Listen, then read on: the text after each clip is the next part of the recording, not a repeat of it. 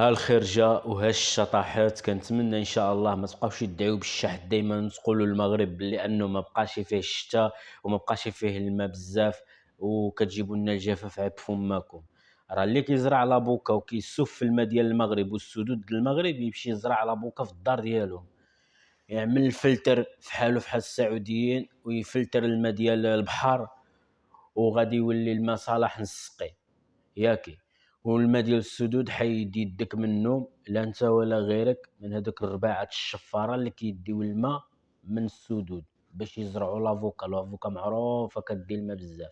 على العموم نلخص له الوقت وغادي نقولوا باللي انه اي انسان ما يبقاش يدعي بالشحت، راه الشتا طاحت مزيان هذا العام هذا، والامور تغادا بخير وتفائلوا خير تلقاوه.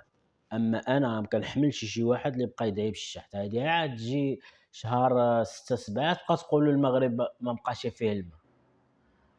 كنتمنى العام هذا دوز المغرب مزيانة، وشهر 6 و7 ودوز أحسن صيفية، والناس يعوموا في البحر مزيان ويحيضوا وليداتهم باش ما يغرقوش. وكنتمنى الجالية المغربية تجي عندنا المغرب ونضيفوهم أحسن تضييفة، ويعيشوا فاكاسيونيس في وسط المغرب بالراحة ديالو مزيان، ويتسراو المغرب كله من طنجة حتى للقويرة، ويمشيو للعيون والداخلة ويجيو عندنا الشمال ويستمتعوا في طنجة وأصيلة والعرايش وكل مدن البحر، مرتيل، مضياق، كابو نيغرو، كل هاد الأماكن هادي مرة بزاف واعرة. وكنتمنى حتى الناس المغرب اللي كيخرجوا فاكاسيونيس من برا كنتمناهم ما يخرجوش من برا، يبقاو معنا في المغرب، يجيو عندنا الحسيمة وكاينة الجديدة، كاين بعض الأماكن أقسم بالله العظيم راه تخيلهاش في بالك وهي في المغرب، لأنه المغرب مرة مزيون بزاف والحمد لله. راه خدموا على بنية تحتية بطريقة مزيونة في الصيفية، انت كترى كيفاش الأجواء كتكون.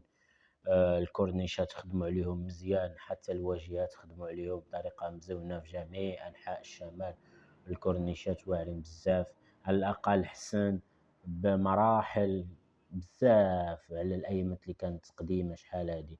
دابا كنشوف الكورنيشات ديال المغرب كلهم والمحطات كلهم متفوقين أقصى درجة، المحطات ديال المغرب كلهم والكورنيشات اللي على البحر كلهم، بداها من العرايش وزيدك أصيلة وسير طنجة. الكورنيش مرة جميل بزاف اللي قدام البحر، فهمتي، عدلوا ديك الشي طريقة جميلة. ما نكروش مرة المغرب انه تقدم كبنية تحتية، ما نكرش، واخا نكونوا حنا معصبين على المغرب ولا على شي حاجة، ولكن راه خدموا على بنية تحتية.